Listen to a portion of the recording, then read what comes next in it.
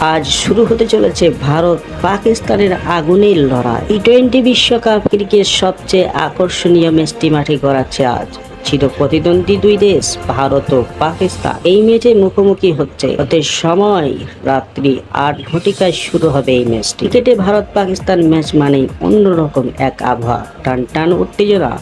সেই মাঠেই হোক আর মাঠের বাইরে হোক, শুধু মাঠে আর মাঠের বাইরে সেই উত্তেজনা সীমাবদ্ধ থাকে না, তা ছড়িয়ে পড়ে রাজনৈতিক অঙ্গনে, এমনকি দুই দেশের রাজনীতির সর্বোচ্চ স্তরে তা পৌঁছে যায়। শুধু তাই নয়, ব্যাটাবেলে লড়াইয়ে ছাপিয়ে তার কথার লড়াইয়ে রূপ নেয়। চলতে থাকে কথার বাউন্সারও।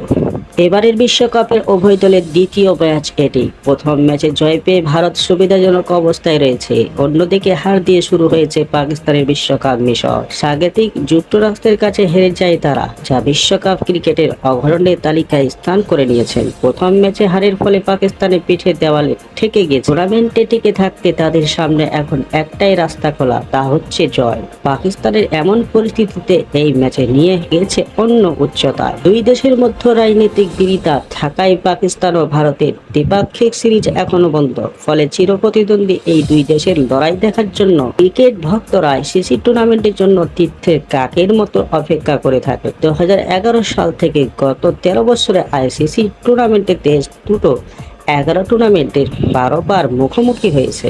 এই লড়াইয়ে পরিষ্কারভাবে এগিয়ে রয়েছে ভারত।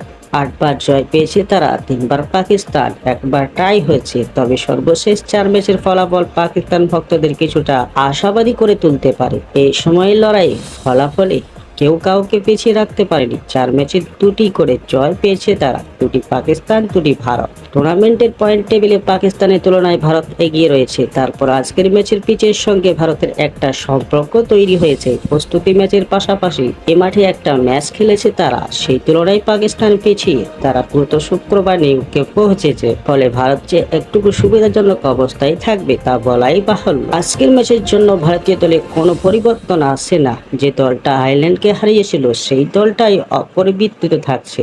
অন্যদিকে পাকিস্তান দলের পরিবর্তন আসতে পারে। প্রথম ম্যাচে ছিলেন না ইমাদ ওয়াসিম, তিনি দলে যুক্ত হতে পারেন। সেই ক্ষেত্রে প্রথম ম্যাচে রান করতে ব্যর্থ আজম খানকে সরে দাঁড়াতে হতে পারে। আপনারা কমেন্ট সেকশনে জানান আজকের ম্যাচ ভারত জিতবে না পাকিস্তান। কমেন্ট সেকশনে জানাতে ভুলবেন না। আর নিত্য নতুন ক্রিকেট আপডেট পাওয়ার জন্য চ্যানেলটিকে সাবস্ক্রাইব করে রাখুন।